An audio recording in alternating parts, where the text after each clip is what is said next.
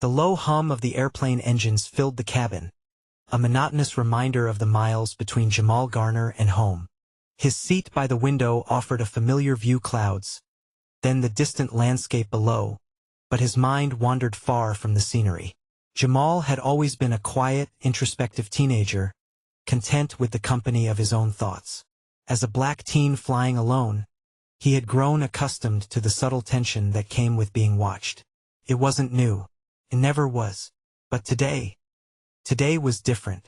The flight attendant, a woman in her late 40s with an unyielding smile and a brisk attitude, passed down the aisle.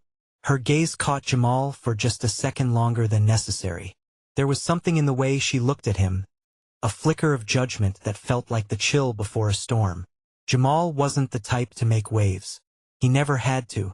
He'd learned early on how to navigate the world without drawing attention to himself: be polite, stay under the radar, and never give anyone an excuse to turn their scrutiny on you.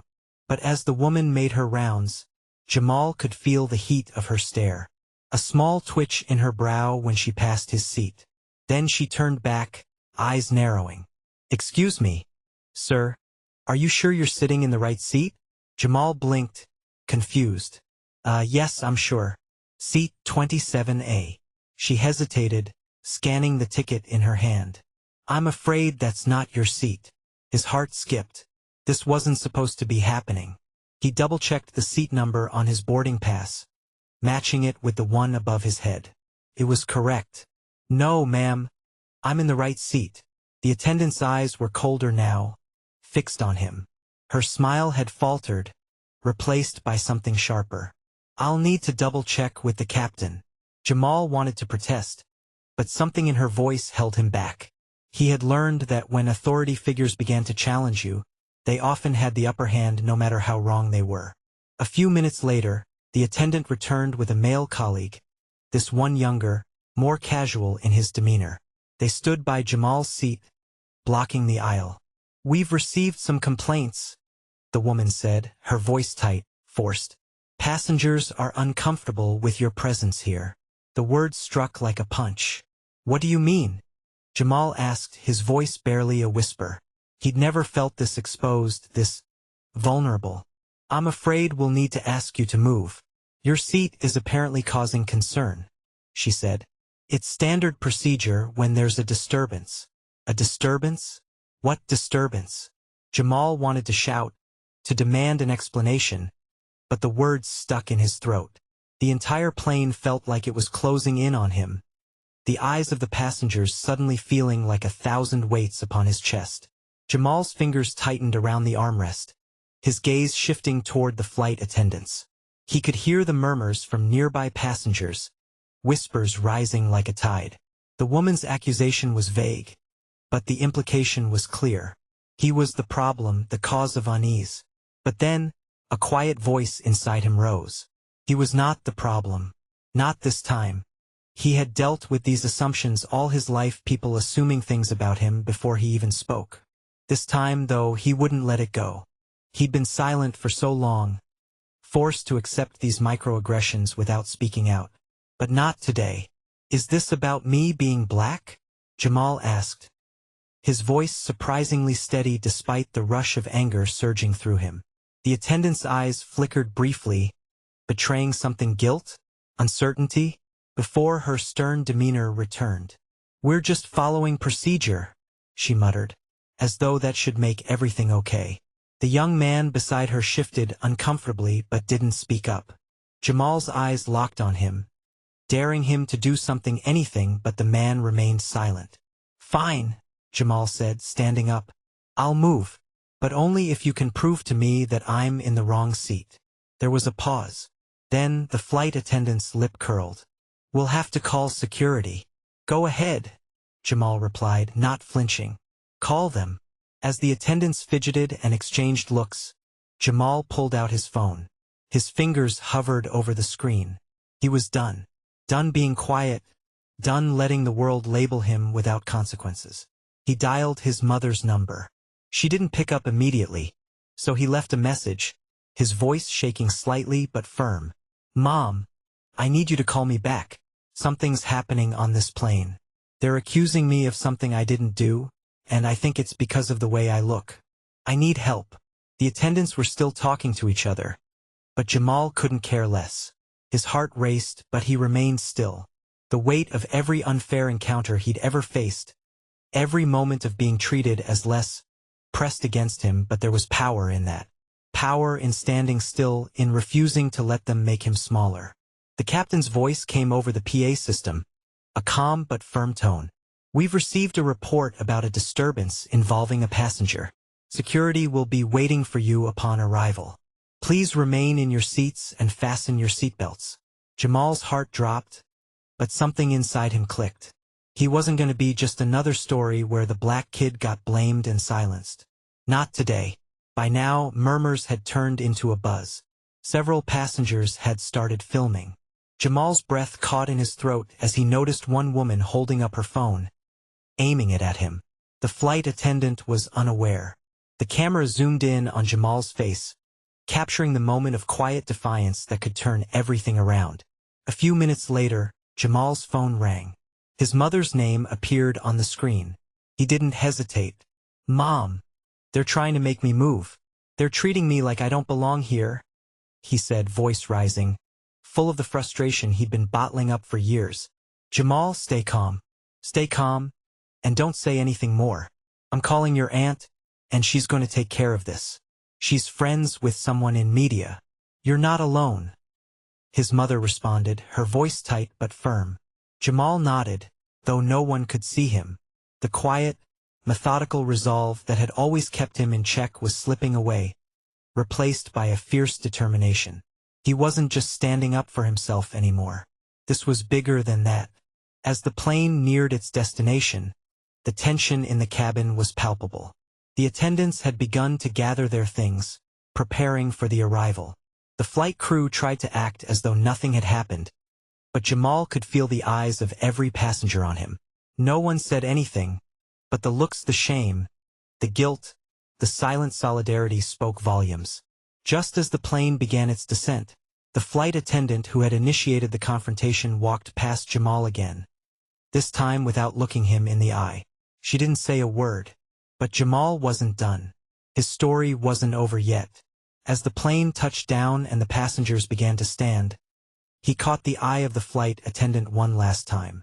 She looked away quickly, but not before Jamal saw the flicker of doubt in her eyes. Jamal's phone buzzed again. His aunt had called. "Jamal, we've got a lot of people watching this. There's a news story already going viral, and we're not letting this go. You need to be ready. Things are about to get loud." Jamal's eyes narrowed. He wasn't backing down now. The moment he'd been waiting for, the moment that could change everything, was finally here. But before he could respond, the flight attendant came back. "Mr. Garner, I apologize for the misunderstanding. I was just following instructions. I hope you can forgive me." But Jamal's eyes were cold, focused. He didn't say a word. He didn't need to. The plane touched down with a jolt that sent Jamal's heart racing. He didn't move, his gaze locked on the flight attendant who had dared to offer her apology, though it sounded empty. Her words were as hollow as her apology. The damage had been done. Jamal wasn't sure what hurt more, the confrontation on the plane or the realization that this kind of prejudice was everywhere, waiting to strike without warning. The world wasn't as simple as he had once believed. The layers of systemic bias were deeper than he had thought, and they were waiting, ready to engulf him again. As the passengers filed off the plane, Jamal felt their eyes, some sympathetic, some cold, others just indifferent, linger on him. The viral video had already started circulating. His mother had called, and his aunt had mobilized resources. The media was picking up on the story, and Jamal was beginning to realize the gravity of what had just happened. Security was waiting for him at the gate. The flight attendants didn't make eye contact. They had already turned their backs, as though the incident had never happened. Jamal had to swallow the lump in his throat as the security guard approached him. "Are you Mr. Jamal Garner?" The guard's voice was neutral, professional, but there was a subtle tension behind the words. "Yes," Jamal replied, standing tall. "I'm the one you're looking for." The security guard glanced at the flight attendants, who were now whispering amongst themselves. The woman who had accused him was shaking her head, speaking in hushed tones. But there was something in her body language that betrayed fear. Fear of what? Fear of being caught in a lie? Or fear of being exposed for something deeper? Jamal took a deep breath. His chest tightened, but he steadied himself. The plane's wheels had barely stopped rolling, but Jamal had already decided. This fight wasn't over. It was just beginning. Later that evening, Jamal sat in his aunt's living room, watching the footage from the plane circulate across social media. Headlines flashed across his phone screen. The hashtags were trending. Hashtag justice for Jamal. Hashtag prejudice in the air. Hashtag racial bias uncovered. The conversation was everywhere. Jamal's aunt, a seasoned journalist, stood by his side, analyzing the situation. Her brow was furrowed as she scanned the comment sections. The backlash is huge, she said. But the airlines are already crafting a response.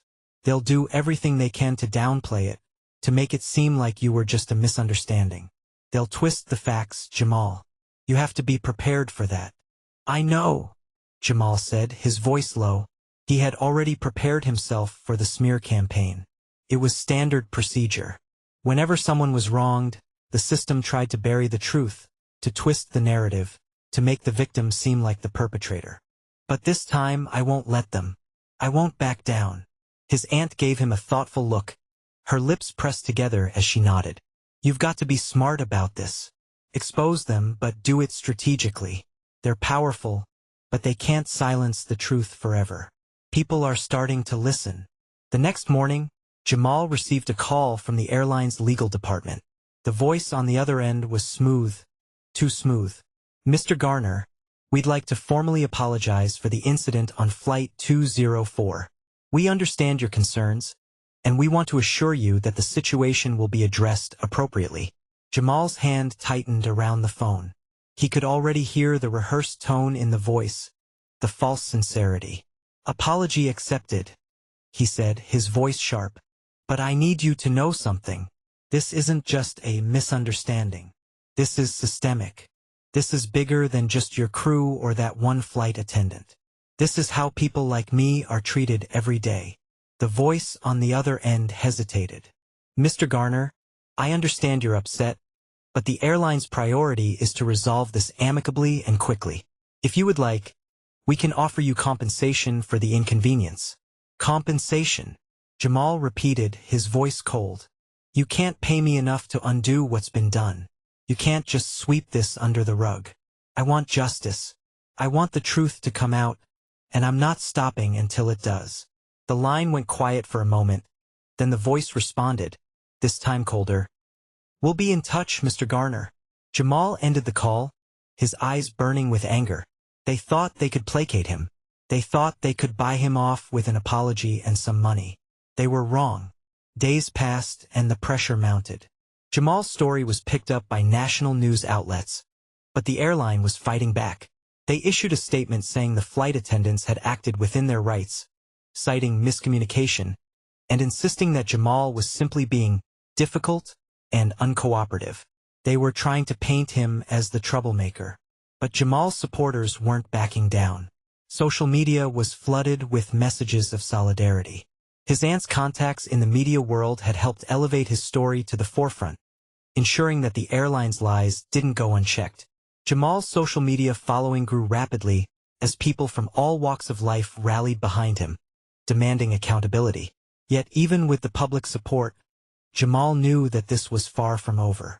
The most dangerous part of his fight was yet to come, the entrenched power of institutional bias. It wasn't just one flight attendant. It was the system that allowed her actions to be justified. And that was what he had to expose. A week after the incident, Jamal sat in his aunt's office, reading through documents related to the airline's history of racial discrimination complaints. It wasn't just a few isolated incidents. It was a pattern, one that had been swept under the rug for years. Flight attendants, pilots, and even passengers had filed complaints over the years, but nothing had ever changed. Nothing ever stuck. Until now. This is it, Jamal said, slamming the folder on the desk. This is what they've been hiding. His aunt leaned over, scanning the files. You've got something here, Jamal. This could be the key to exposing the truth, to showing the world that this isn't just about one flight. It's about a system that's been broken for a long time. Jamal nodded. He knew what he had to do. He had to confront the airline, confront the system, and force them to reckon with their own complicity. Jamal stood before the camera, ready to speak his truth to the world. The pressure weighed heavily on him, but there was no turning back now. He had to be strong, he had to stand firm in the face of the storm. To the airline that tried to silence me, he began, his voice steady but charged with emotion. This isn't just about one flight. This is about every single time a person of color has been made to feel like they don't belong. This is about the times we've been told to sit down, shut up, and accept the prejudice that's been thrust upon us. The words came easily now. This was his truth. He had nothing to hide. I'm not going to let you cover this up, he continued. I'm not going to let you pretend that this was a mistake. You've been treating people like me this way for years. And now it's time for you to face the consequences. As the video spread across social media, the backlash against the airline intensified. People were demanding answers, demanding accountability. But Jamal wasn't ready to rest just yet. He knew that the airline would fight back. They would try to silence him, discredit him, make him look like the villain in this story. The phone rang again. His mother's name flashed across the screen. He didn't answer immediately. He knew that the real battle was just beginning. The airline was already preparing their counterattack. They were going to go after him in ways he hadn't yet anticipated. The media storm was growing larger by the minute, and Jamal could feel the weight of it all. This wasn't just about his fight anymore. It was about the fight for every person who had ever been overlooked, judged, and oppressed. Jamal's phone buzzed again. A message from his aunt. Jamal, we've got a big break. They're gonna try to bury this. But we have a chance to expose it all. Jamal took a deep breath and glanced out the window. The sun was setting, but this wasn't the end. This was just the beginning. Jamal's phone buzzed again, and his heart raced. The message was from his aunt, a journalist who had been helping him navigate this storm. He stared at the screen, his fingers trembling as he read. Jamal, we've got a chance. The airline's PR team is spinning a narrative. We need to take control of the story before they make you the villain. Call me now. The gravity of the situation hit him like a wave. His fight wasn't just about standing up for himself anymore. It was about exposing a system that had been operating in the shadows for far too long. Jamal knew that this wasn't a simple misunderstanding. He was up against something much bigger, something that didn't just involve the airline but the wider social fabric that allowed this kind of treatment to persist. With a deep breath, Jamal dialed his aunt's number. The phone rang twice before she picked up. Jamal, you need to act fast, his aunt said, urgency in her voice. The media is starting to take sides, and if we don't take control of the narrative, the airline will make you the scapegoat. Jamal's mind raced. This wasn't just about his experience on that plane. It was about exposing the prejudice that pervaded every institution he had ever encountered. It was about proving that his worth wasn't up for debate. I won't let them turn this around on me, Jamal replied, his voice steady. I'll speak the truth. Good. But we need a plan. We're gonna need allies, people who've been through this, people who can back us up. We can't let them silence you, Jamal. Jamal nodded, even though she couldn't see him. I'm ready. Let's expose this. Let's make them see what they've done. The next day, Jamal gathered the courage to attend a press conference organized by the airline. They had called it a statement of clarification. But Jamal knew it was an attempt to diffuse the growing backlash. He wasn't sure what to expect, but his aunt had prepared him for the inevitable spin they would put on the situation. When Jamal walked into the room, he felt the weight of 1,000 eyes on him. The press conference was packed with reporters from all over the country. News outlets, social media influencers, and everyday people with smartphones were all waiting for answers. The tension in the air was thick, and Jamal could feel the gravity of the moment bearing down on him. The airline CEO, a smooth-talking man in his late 50s, stood at the podium, his expression calm and rehearsed. He made a brief statement about how the situation on Flight 204 had been blown out of proportion, claiming that the flight attendants had acted according to protocol.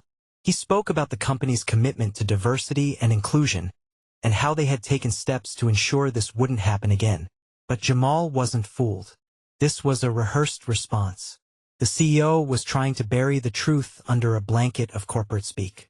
When the floor opened for questions, Jamal's aunt nudged him forward. He could feel the spotlight on him as he stepped to the front of the room, holding the microphone in his trembling hand. The room fell silent, and every reporter leaned forward, waiting for what he would say. "Mr. Thompson," one reporter asked, a skeptical look on his face. "There's been a lot of criticism online about your treatment of Mr. Garner. Can you explain why the flight attendants thought it necessary to challenge his seat assignment?" Jamal's heart pounded in his chest. This was it. This was his chance to expose the truth. Jamal stepped forward, his voice calm but resolute. "The truth is that I wasn't treated fairly. The incident on Flight 204 wasn't just a mistake. It was an example of the prejudice that many black people face every day, even in the places we should feel safe. I wasn't being difficult. I wasn't causing any trouble. I was just sitting in my seat, minding my business." The room was quiet, the tension thick. The reporters exchanged glances, unsure how to react. Jamal continued, "The flight attendants didn't challenge me because of a mistake. They challenged me because they saw me as a threat. They saw me as someone who didn't belong in that seat, in that space. This isn't an isolated incident. It's part of a bigger pattern of discrimination that exists in our society. And I won't stay silent about it." He paused, letting his words sink in. The room was still. The air was thick with anticipation. For the first time, Jamal felt like he was in control of the narrative. The CEO's expression shifted slightly, but he recovered quickly. "Mr. Garner, we understand your frustration, and we've already addressed the situation internally. We're deeply sorry for any discomfort caused." But Jamal wasn't done. "Apology accepted. But that's not enough. I don't want your empty words. I want real change. I want to make sure no one else has to go through this. I want accountability." The CEO faltered for a moment, but then he straightened his posture. "We'll investigate the situation further," he said, though his tone had lost its confidence. The next few days were a whirlwind. The story continued to dominate the news, and Jamal's social media following skyrocketed. People from all walks of life reached out, offering support and sharing their own stories of prejudice and discrimination. Jamal had become a symbol of resistance, of standing up against the system that sought to keep people like him in their place. But not everyone was on his side. The airline's PR machine went into overdrive, flooding the media with statements, interviews, and articles trying to discredit Jamal. They called him an agitator, a troublemaker who was only seeking attention. They painted him as someone who had fabricated the entire ordeal to gain sympathy. The more they attacked him, the more Jamal realized how deep the problem ran. It wasn't just about the airline or the flight attendants, it was about the system that allowed them to operate unchecked. The media, the corporate world, the government, it all fed into the same narrative, one that sought to minimize the voices of marginalized people. Jamal knew he had to do more than just speak his truth. He needed to take action, to expose the institutional bias that ran rampant in every corner of society. But he couldn't do it alone. He needed allies, people who understood the struggle and who were willing to stand with him. A few days after the press conference, Jamal's aunt introduced him to a group of activists who had been following the case. They were from different backgrounds: lawyers, journalists, community leaders, and they had all faced their own battles with prejudice. They had been fighting for justice long before Jamal had ever stepped into the spotlight. "We've been watching you, Jamal," one of the activists said, a woman in her late 30s with a fierce determination in her eyes. "You've got the courage to do this, but we've got the experience. Together, we can make this go beyond just one incident. We can change the system." The group began to strategize, pulling together resources to expose the systemic nature of prejudice. They contacted lawyers, dug into the airline's history of racial bias, and built a case that would force the company to reckon with its actions. The culmination of Jamal's journey came when the group held a press conference of their own. This time, it wasn't just Jamal speaking. It was a coalition of voices, people from every corner of society who had been affected by prejudice and discrimination. They came together to share their stories, to demand accountability, and to fight for change. Jamal stood at the front of the room, his hands steady on the podium as he looked out at the reporters. This was it, the final stand. "We're here to hold the airline accountable," he said, his voice unwavering. "But this isn't just about one company. This is about every institution, every system that perpetuates prejudice. This is about standing up for what's right, even when it's uncomfortable. And we're not backing down." The room erupted in applause, and for the first time, Jamal felt like he wasn't fighting alone. He wasn't just one person speaking against the system, he was part of something much bigger. In the days that followed, the airline came under intense scrutiny. Public opinion turned against them, and the pressure became too much to ignore. They agreed to meet with Jamal and the activist group, and after a tense negotiation, they reached an agreement that included policy changes, sensitivity training for all employees, and a public apology that went beyond empty words. But more importantly, Jamal had forced the conversation about systemic prejudice into the public eye. The fight didn't end with the airline's apology, it was just the beginning. Jamal stood on the steps of the courthouse, surrounded by his new allies, his heart swelling with pride. The fight wasn't over, there was still so much work to be done, but this victory was a start. "Change doesn't come easily," he said, addressing the crowd. "But it starts with us. It starts with standing up, speaking out, and not backing down. Together, we can break the chains of prejudice." The crowd cheered, and Jamal felt the weight of the moment. He had done it. He had fought back and won. As he looked out over the sea of supporters, Jamal knew that the journey was far from over. But for the first time, he felt a sense of peace. He had taken a stand, and his fight for justice had just begun. If you've been inspired by Jamal's story, subscribe for more powerful stories of change, resilience, and justice. Let's keep fighting for what's right. Together, we can make a difference.